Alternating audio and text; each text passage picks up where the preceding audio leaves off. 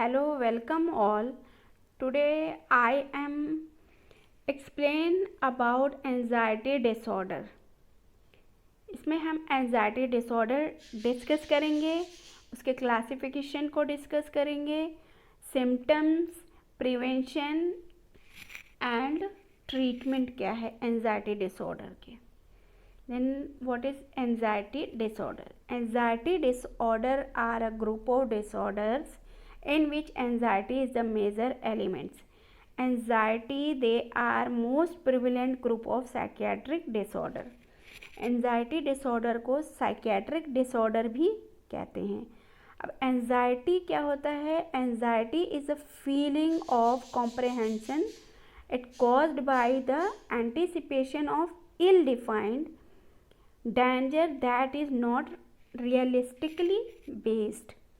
Fear क्या होता है? फियर जो है वो एक तरह का इमोशनल रिएक्शन है जो कि non well defined external danger को रिएक्ट करता है.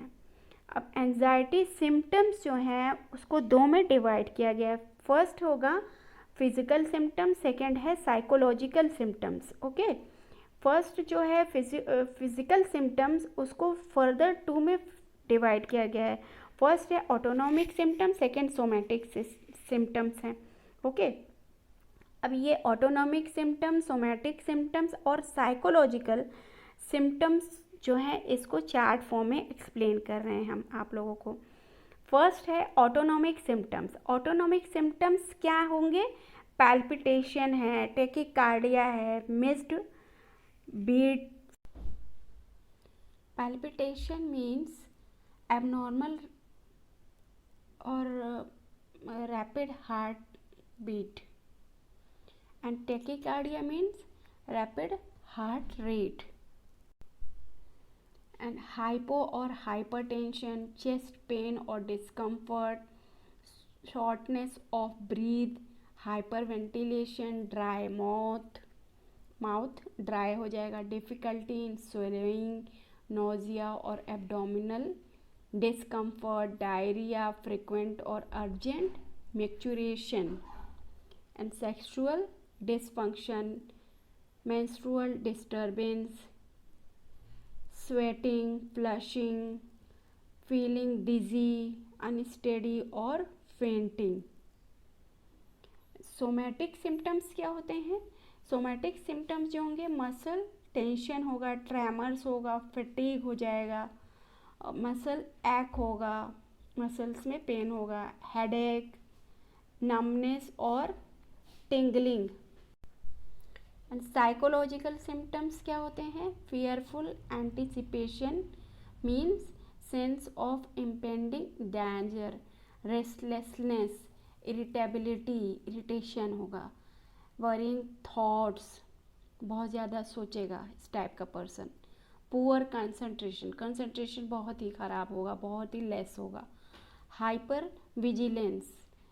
Vigilance means over alertness, and response startle and insomnia. ये सारे सिम्टम्स होंगे साइकोलॉजिकल सिम्टम्स में. Okay, then classification. एंजाइटी को क्लासीफाई किया गया है generalised anxiety disorder, then next second is panic disorder, third is phobic disorder, and then fourth is post traumatic stress disorder, and last is obsessive compulsive disorder. इसमें classify किया गया है. Then anxiety के symptoms sign symptoms क्या होंगे? Sensitivity of noise, किसी type का भी नॉइज़ अगर होता है तो इस टाइप के पेशेंट को इरिटेशन होने लगती है. ड्राई माउथ होगा, डिफ़िकल्टी इन स्वेलोइंग, कुछ भी स्वेलो करने में, कुछ भी खाने में इजीली स्वेलो नहीं कर पाएगा, डिफ़िकल्टी होगी, पैल्पिटेशन होगा, रेस्टलेसनेस, ट्रेमर, गैस्ट्रोइंटेस्टाइनल डिस्कम्फर्ट भी होगा, हेडेक होगा, इंसोमिनिया, कॉन्स्ट्रिक्शन इन चेस्ट में कॉन्स्ट्रिक्शन होगा, पुअर कंसंट्रेशन ठीक नहीं होगा। देन नेक्स्ट क्लासिफिकेशन है, फर्स्ट क्लासिफिकेशन है पैनिक डिसऑर्डर। पैनिक डिसऑर्डर क्या होता है? Unexpected panic attack. अचानक से कोई भी पर्सन, आप लोगों ने देखा होगा, कोई भी पेशेंट होता है जो कि अचानक से रिएक्ट करता है, किसी भी छोटी सी भी बात को लेकर वो अचानक से रिएक्ट करता है। This is called panic disorder. Okay, panic attack क्या होता है? Panic attack is a short period of intense fear और discomfort and shortness of breath. इसमें क्या होगा? इस टाइप के पेशेंट के सिम्टम्स होंगे, शॉर्टनेस ऑफ ब्रीथ होगा, शेकिंग होगी, इस टाइप का पेशेंट जो है शेक करते रहेगा, डिजीनेस होगा, रैपिड इसका हार्ट बीट जो होगा वो बहुत ज़्यादा इंक्रीज होगा, रैपिड हार्ट बीट होगा, स्वेटिंग होगी, पसीना निकलेगा, नोजिया, वॉमिटिंग, ये सारे सिम्टम्स होंगे पैनिक अटैक में। नेक्स्ट इसी में है पैनिक डिसऑर्डर में एगोराफोबिया। एगोराफोबिया क्या होता है? ये एक टाइप का फोबिया है, fear of being in places और situation in which escape may be difficulty, like in crowd, malls, trains, जहाँ पे भी बहुत ज़्यादा क्राउड होगा वहाँ पे इस टाइप के पेशेंट को फोबिया होता है क्राउड से। जैसे कि क्राउड हो गया तो इससे फोबिया होगा इस टाइप के पेशेंट को। मॉल्स में जाते हैं, वहाँ भी क्राउड रहता है तो वहाँ भी उनको फोबिया होगा, फियर होगा। ट्रेन में भी जाएंगे, जहाँ भी क्राउड होगा, इस क्राउड की जगह पे, प्लेस पे इस टाइप के पेशेंट को फियर होगा। तो इसको किस कैटेगरी में रखा गया है? एगोराफोबिया में। Generalised anxiety disorder, it is an excessive or unrealistic worry about life circumstances that last for at least 6 months, and it is most common anxiety disorder. Why? Because it's normal to feel anxious from time to time, especially if your life is stressful, and however excessive ongoing anxiety and worry that are difficult to control.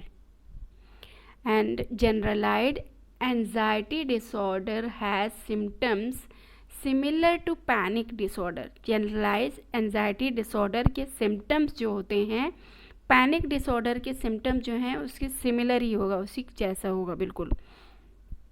Like obsessive compulsive disorder and other types of anxiety, but they are all different conditions. Okay, अब ये generalized anxiety disorder can be long term changes होता है, and it occurs along with other anxiety or mood disorder. and generalized anxiety disorder, इसको improve कैसे कर सकते हैं? इसको इम्प्रूव कर सकते हैं हम विद साइकोथेरेपी लेकर इम्प्रूव किया जा सकता है, एंड मेडिकेशंस देकर इम्प्रूव किया जा सकता है जनरलाइज्ड एंजाइटी डिसऑर्डर को। Like making life style change करके, learning coping skill and using relaxation techniques also can help to reduce the generalized anxiety disorder. Then next है obsessive compulsive disorder. Obsessive compulsive disorder means obsession and compulsion. First आपका है obsession. अब ये obsession जो है ये क्या है? obsession जो है वो है unwanted thoughts जो आते हैं, आइडियाज़ आते हैं, और मेंटल इमेजेस दैट रीअकर। कुछ भी हम सोच रहे हैं, बैठकर सोच रहे हैं, वो अनवांटेड थॉट, कुछ भी आइडिया हमारे दिमाग में आ रहा है, या किसी भी तरह का कोई मेंटल इमेज हम बना रहे हैं अपने माइंड में, वो होगा ऑब्सेशन। अब कंपल्शन क्या होता है? कंपल्सन होता है रिचुअल बिहेवियर, किसी भी कोई एक बिहेवियर को बार बार रिपीट करना। जैसे कि हम लोगों ने कुछ लोगों को देखा होगा, आप लोगों ने देखा होगा कि कुछ पर्सन जो होते हैं वो हैंड के मूवमेंट को बार बार करते रहते हैं या लेग मूवमेंट करते रहते हैं, तो वो उनका रिपीटिव रिचुअल बिहेवियर है। And the compulsion are done to lessen the obsession, and it must interfere with one's life to be diagnosed. अब नेक्स्ट है स्ट्रेस डिसऑर्डर। स्ट्रेस डिसऑर्डर क्या होता है? स्ट्रेस डिसऑर्डर जो है ये है पोस्ट ट्रॉमेटिक स्ट्रेस डिसऑर्डर। इसको हम पोस्ट ट्रॉमेटिक स्ट्रेस डिसऑर्डर भी बोलते हैं। इसमें क्या होता है? Intense persistent feeling of anxiety that are caused by a traumatic experience। अब इसके सिम्टम्स क्या होंगे? लाइक नमनेस हो जाएगा, ठीक है। फ्लैशबैक मीन्स कुछ भी, कोई भी चीज़ वो याद नहीं रहेगा, रिमाइंड नहीं होगा इजीली। नाइटमेयर्स, अवॉइडनेस, इंक्रीज टेंशन बढ़ता ही जाएगा। स्लीपिंग प्रॉब्लम होगी, इरिटेबिलिटी होगी। स्लीपिंग प्रॉब्लम होगी मतलब कि नींद नहीं आएगी प्रॉपर। इरिटेशन होगी, छोटी छोटी सी बात पे इरिटेशन होगा।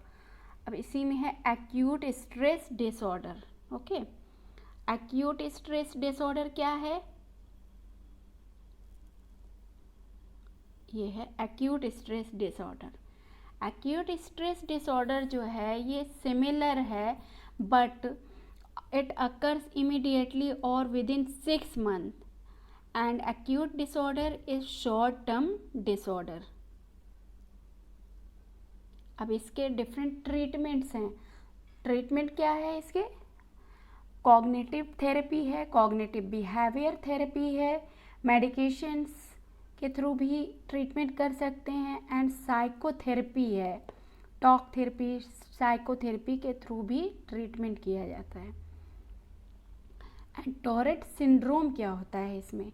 टॉरेट सिंड्रोम जो है ये एक टाइप का multiple motor and vocal tick lasting for more than 1 year, and it usually involuntary movements of the face, arms, limbs or trunks, and tics are frequent or repetitive and rapid.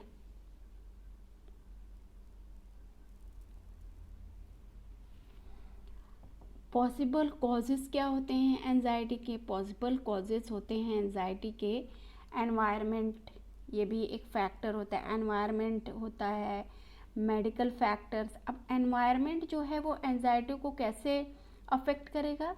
Like environmental and external factors, trauma from events such as abuse, victim और death of loved once.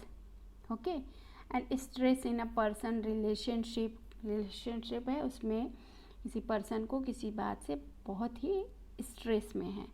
Marriage, friendship and divorce. And stress at work, जहाँ पे वो कहीं job कर रहा है वहाँ भी उसको स्ट्रेस है। स्ट्रेस फ्रॉम स्कूल में भी कुछ स्टूडेंट्स होते हैं जो कि बहुत स्ट्रेस में होते हैं। Stress about finance and money को लेकर, फाइनेंस को लेकर भी स्ट्रेस में है। Stress from a natural disasters and lack of oxygen in high altitude area. And medical factors क्या होते हैं? लाइक एनीमिया है किसी पर्सन को तो उसको भी एंजाइटी होने की चांसेस होती हैं। अस्थमा है, किसी टाइप का इन्फेक्शन है, and several heart conditions, heart कोई भी प्रॉब्लम होगी, हार्ट डिजीज़ होगा। And some medically related cause of anxiety includes stress from serious medical illness. Stress उसको है सीरियस मेडिकल इलनेस के through. And side effects of medication, किसी भी medication से उसको साइड इफ़ेक्ट्स हो रहा है जिससे कि एंजाइटी कॉज होगा। And symptoms of a medical illness and lack of oxygen from pulmonary embolism, means a blood clot in lungs. और क्या हो सकता है, सब्सटेंस यूज्ड एंड अब्यूज, कुछ ऐसे सब्सटेंस है जिसको हम यूज़ कर रहे हैं जिससे कि एंजाइटी हो रहा है, या अब्यूज़, इसकी वजह से भी एंजाइटी कॉज हो रहा है. अब्यूज़ मीन्स कि किसी भी मेडिकेशंस का मिस यूज़ करना जिससे कि एंजाइटी कॉज होगा. लाइक अब देखते हैं हम, it is estimated that about half of patients who utilize mental health service for anxiety disorder such as panic disorder or social phobic are doing because of alcohol और benzodiazepine dependence. कोई भी patient जो है जो कि alcohol पे benzodiazepine पे depend हो गया है जिससे कि उसको एंजाइटी कॉज होगा. And generally anxiety is also known to result from intoxication from a drug such as cocaine and amphetamine. ये ड्रग हैं कोकेन, एम्फेटामिन, इसकी वजह से भी एंजाइटी कॉज होगा पर्सन में. एंड और भी क्या रीज़न हो सकते हैं, withdrawal from a illicit drug such as, कुछ ऐसे ड्रग जो कि पेशेंट ले रहा है अगर उसको विड्रॉल कर दिया गया है.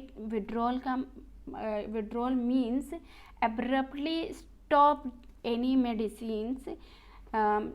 लाइक कोई भी मेडिसिन कोई पेशेंट ले रहा है तो अचानक से अगर उस मेडिसिन को रोक दिया जाएगा तो उसके साइड इफ़ेक्ट कॉज होंगे. तो इसमें क्या साइड इफ़ेक्ट कॉज हो रहा है, एंजाइटी कॉज हो रहा है. तो कौन सा मेडिसिन है, हेरोइन हो गया, और फ्रॉम प्रेस्क्रिप्शन ड्रग्स लाइक विकोडीन है, बेंजोडाइजेपिन है और बारबिट्यूरेट है. इसलिए किसी भी पर्सन को जो भी ड्रग अब्यूज़ हो गया है, कोई भी पर्सन ड्रग अब्यूज़ है, ड्रग या सब्सटेंस यूज़ कर रहा है तो उसको वो मेडिसिन को विड्रॉल करने के लिए धीरे धीरे स्लोली स्टॉप करना चाहिए जिससे कि उसकी वजह से उसको किसी भी टाइप का साइड इफ़ेक्ट ना हो. अब नेक्स्ट है जेनेटिक्स. जेनेटिक्स कैसे होगा, it has been suggested by some research that a family history of anxiety increases the likelihood that a person will develop, and that is some people may have a genetic predisposition that gives them a greater chance of suffering from anxiety disorders.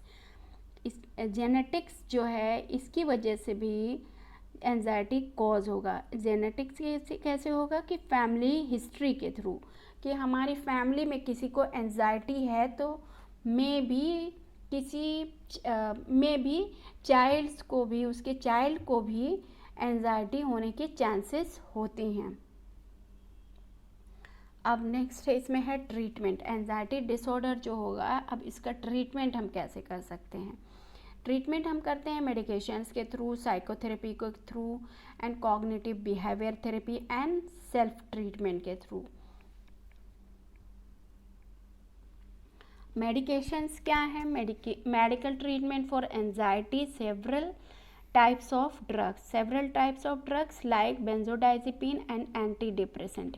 Benzodiazepine क्या होता है, benzodiazepine जो है ये anxiety has been treated with a class of drugs called benzodiazepines like diazepam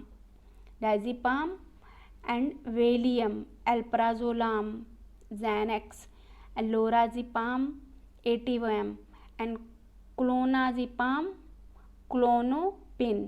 However, not recommended due to its addictive nature, may it leads to dependence.